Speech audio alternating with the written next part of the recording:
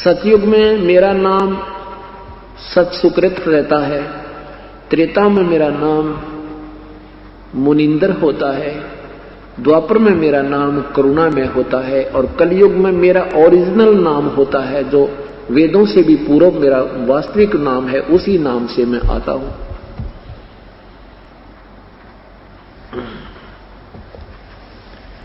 अब अपनी महिमा सतवी वास्तविक बता रहे हैं और साथ में धर्मदास को थोड़ी सी असमंजस में भी रखते हैं।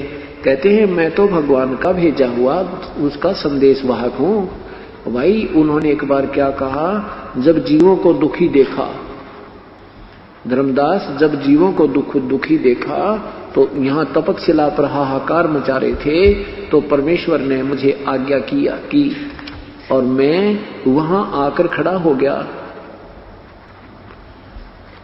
जहां पर ये काल इन प्राणियों को तपतशिला पर भून कर भून रहा था। तो मुझे देखते ही सभी प्राणी, सभी जीवात्मा जो तपतशिला पर जलाई जा रही थी, क्योंकि ये ऊपर का कवर है, हम तो केवल इसको शरीर मानते हैं, ये नहीं, ये तो एक मिट्टी का एक ओवर कोट है, ओरिजिनल शरीर इसके अंदर है। उसी में पीड़ा होती है, उसी में प्यास और भूख लगती है, उसी में शांति और अशांति होती है। मृत्यु के उपरांत इस 5 तत्वों के शरीर को कोई फूंकता है, गाड़ता है, कुछ करो, काटो चाहे पीटो, इसको कोई पीड़ा नहीं, क्योंकि वो आत्मा, वो ओरिजिनल शरीर निकल गया इसमें से, और उसी को दुख होता है। उस सूक्ष्म शरीर को तपतशिला पर डाला जाता है और वहां तपतशिला के ऊपर 1 लाख जीवों का नित्य ऐसे भून कर उनमें से वो रस निकालता है, ये काल द्रव निकालता है, वासना निकालता है। जैसे इस मन जो है ये काल का एजेंट है, उसका भेज छोड़ा हुआ एलिमेंट है। ये क्या करता है कि जीव को चटपटे आहार, खाना पीना, मीठा, एक आटे के 25 आइटम बना लेगा जब इसके आनंद आवे, और फिर बीड़ी पीना, तम्बाकू खाना, पान खाना, शराब पीना, मांस खाना, ये इसकी और गंदी आदत मन की है। और ये ज्यादा स्वाद इसलिए करवाता है कि फिर इस सूक्ष्म शरीर में वो वासना ज्यादा मिल जाती है और फिर उसका अंश निकलता है तपतशिला पर, इसमें घना आनंद आता है। जो ज्यादा विकार करते हैं उनको खाता है तो इसको ज्यादा आनंद आता है। इसलिए बुराई जीव से करवाता है। देखो बिना कोई ट्रेनिंग दिए ही बीड़ी पीने लग जा, सुल्फा पीने लग जा, चरस पीने लग जा, और हुक्का पाड़े तुम्हारा दिन रात लगे रहे। हमने देखा करते हमारे बुजुर्ग 5-5 मिनट में हुक्का भरने, 1-1 घंटा गुरुड़ करते रहते, और लेना एक ने देने दो। तो ये सारा कारण क्या है कि ये काल करवाता है, अपने स्वार्थवश करवाता है। तो वहां तपतशिला पर जब परमात्मा कहते हैं धर्मदास, जब मैं वहां आकर खड़ा हुआ, अपने पुत्र जोगजीत का रूप बनाकर, परमेश्वर योग संतायन कहो चाहे जोगजीत कहो, वहां आकर खड़ा हो गया, तो सभी जीव जो तपतशिला पर जल रहे थे, मेरी वहां पहुंचते ही उनकी वो जलन बंद होगी। वो टुकड़ी, वो पत्थर की शिला ज्यों की तो जल रही है, लेकिन परमेश्वर की कृपा से उनको उसकी तपत महसूस नहीं हो रही थी।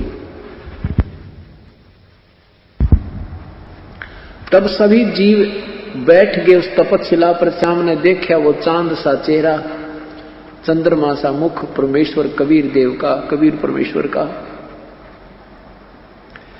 तो सभी जीव आत्माओं ने वहां भुगत रही थी, उन्होंने सोचा कि ये भगवान है जो हमारा प्रभु है। उन्होंने कहा, हे प्रभु, हम कौन से पाप का भोग रहे हैं यहाँ पर? तो परमेश्वर ने कहा, ये यहाँ का कोई पाप नहीं तुम्हारा, ये तुमने गलती सतलोक में की थी। पूरी सृष्टि रचना सुनाई परमात्मा ने। तुम जिसको भगवान मानते हो ये काल है, इसका नाम ज्योति निरंजन सर पुरुष, वास्तव में इसको कैल नाम है, इसका कैल। और अब इसको श्राप लगा हुआ 1 लाख मानव शरीरधारी प्राणियों का नित्य आहार करने का, और उस दिन से इसका नाम काल पड़ गया।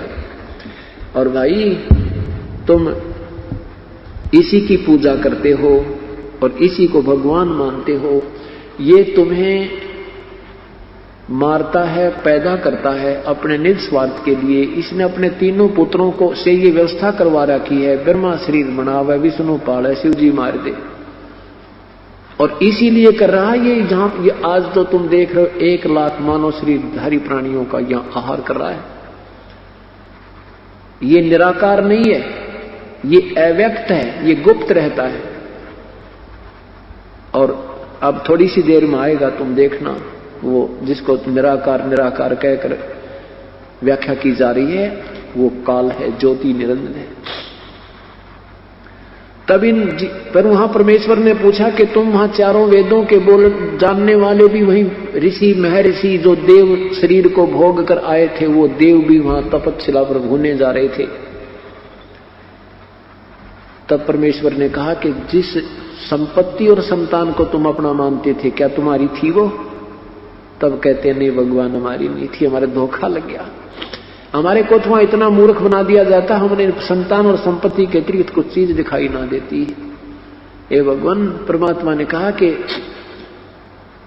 जो पुजारी थे वो भी यही तपस्या पर, जो तुम्हारे गुरु थे वो भी तपस्या पर, और जो शिष्य थे वो भी तपस्या पर। तो ये जो दुख है तुम्हें इस कारण से हुआ था, वो सारी कथा सुनाई। तब उस समय तो सब पता लग जाता है, ना बेटा साथ आया, ना बेटी साथ आई, ना पति संग आया, ना पत्नी संग आई, ना संपत्ति साथ आई। तो सारी बात सीधी समझ में आ रही थी। हाँ भगवान, हे परमात्मा, हमसे गलती होगी। तो क्या कहते हैं,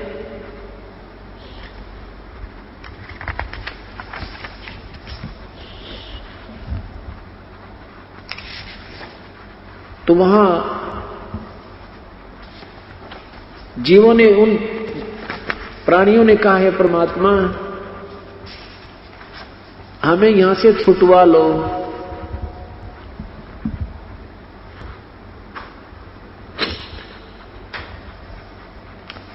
तब परमात्मा ने कहा भी ऐसे नहीं छुटवाया जा सकता,